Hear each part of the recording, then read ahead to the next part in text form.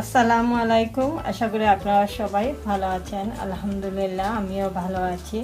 Welcome back to my channel. আজকে আমি আপনাদের সামনে খুবই মজাদার চিংড়ি মাছ, যেটা বড় চিংড়ি দিয়ে লাল শাক ভাজির রেসিপি নিয়ে হাজির হয়েছি। আশা করি ভিডিওটা আপনাদের ভালো লাগবে। এখন চলুন এই রেসিপিটা বানাতে কী কী উপকরণ নিয়েছি সেগুলো আপনাদেরকে দেখিয়ে দিই। বড় চিংড়ি মাছ দিয়ে লাল শাক ভাজি করার জন্য এখানে আমি 6টা চিংড়ি নিয়েছি, যেগুলো পা ফেলে দিয়ে ধুয়ে রেখে দিয়েছি। এবং আমার গার্ডেনে ফ্রেশ লাল শাক নিয়েছি, যেগুলোকে খুব ভালো করে ধুয়ে কুচি করে কেটে নিয়েছি। স্বাদ মতো লবণ, তেল, 3টা কাঁচামরিচ, একটা অনিয়ন কুচি, 4টা বড় রসুনের খোড়া এবং হলুদের পাউডার এবং লাল মরিচের পাউডার দিয়ে আমি চিংড়ি মাছটাকে একটু মাখিয়ে নিয়ে তারপর প্রথমে এটা ভেজে নেব। তারপর সেম চুলায় আমি শাকটা সেম ফ্রাই প্যানে ভাজি করব। ফ্রাই প্যান বসিয়ে দিয়েছি। এখন এটাতে আমি 2 টেবিল স্পুন তেলটা দিয়ে দিচ্ছি। তেলটা গরম হতে হতে আমি এটাতে প্রথমে চিংড়িটা ফ্রাই করে নেব। চিংড়ির মধ্যে একটু স্বাদ মতো লবণ। এই চিংড়িটা ফ্রাই করে শাকের মধ্যে দিলে শাকটা খেতে খুবই মজাদার হয়। হলুদের পাউডার এবং লাল মরিচের পাউডার দিয়ে আমি চিংড়িগুলোকে মাখিয়ে নিচ্ছি। এই দেখুন, এখন আমার তেলটা গরম হওয়ার পর আমি প্রথমে চিংড়িটাকে ভেজে নেব। তেলটা গরম হয়ে গেছে, এখন আমি চিংড়ি মাছগুলো দিয়ে দিচ্ছি। দেখুন,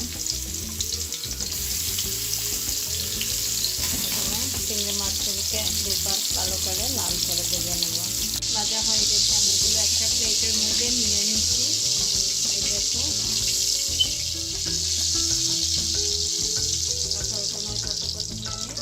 রসুনের কুচিটা দিয়ে দিচ্ছি।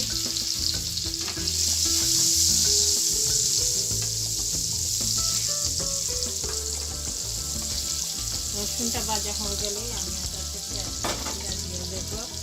এতে খুব বেশি উপকরণ লাগে না শাক ভাজিতে, খুবই কম উপকরণ দিয়ে ঝটপটেই শাক ভাজিটা করা যায় এবং খেতেও খুবই মজাদার লাল শাক ভাজি। আর যেহেতু আমি একটা চিংড়ি দিয়ে ভেজে নিচ্ছি, এর টেস্টটাও আরও অনেক বেশি। আমি এক সাইডে অনিয়ন কুচিটাও দিয়ে দিচ্ছি।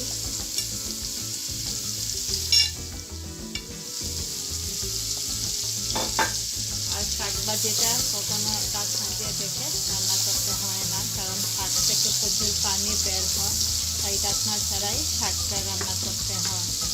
এবং অনেক সময় শাকের কালারও চেঞ্জ হয়ে যায়, গ্রিন পারপলি থাকে না। এরকম এখন আমার পেঁয়াজটা ভাজা হবে। ভাজা হয়ে গেছে, এখন আমি রসুন এবং পেঁয়াজ সব কিছু একসাথে ভেজে নিচ্ছি। এই দেখুন, আরও খুব ভালো করে আমি পেঁয়াজটাকে ভেজে নেব। স্বাদ মতো লবণ।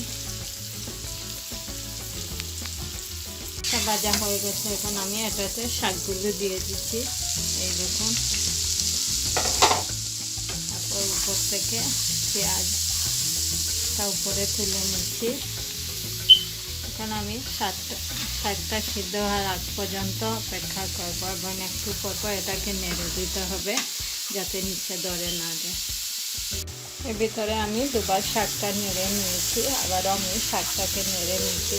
এই দেখুন, আস্তে আস্তে আমার শাকটা সিদ্ধ হয়ে যাচ্ছে। পুরোপুরি সিদ্ধ হওয়ার পর আমি এটাতে চিংড়ি মাছটা অ্যাড করে নেব। শাকটা ভাজা হয়ে গেছে, এখন আমি প্রথমে এটাতে কাঁচামরিচটা দিয়ে দিচ্ছি এবং তাতে আমি চিংড়িটাও দিয়ে দিচ্ছি। চুলার আঁচটা কম রেখে আবার আমি শাকগুলোকে খুব ভালো করে নেড়ে নেব। যে একটু পানি আছে শাকে, সেটা শুকিয়ে যাবে। আসবো আরও 5 মিনিট পর।